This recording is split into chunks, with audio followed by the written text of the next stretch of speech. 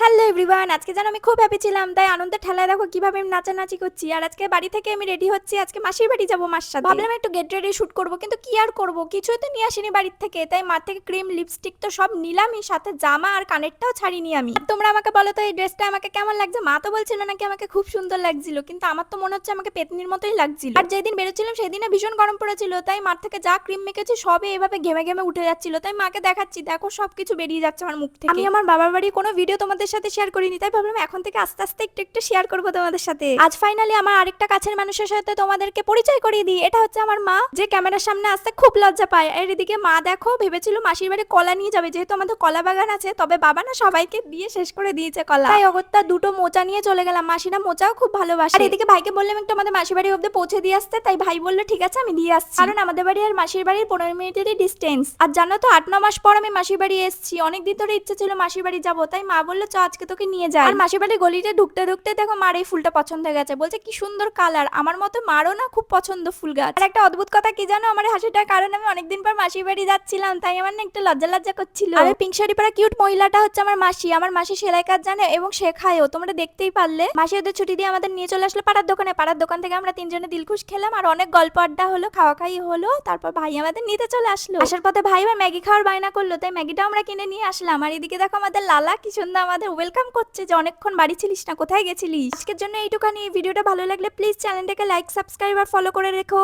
ভুলে যেও না কিন্তু।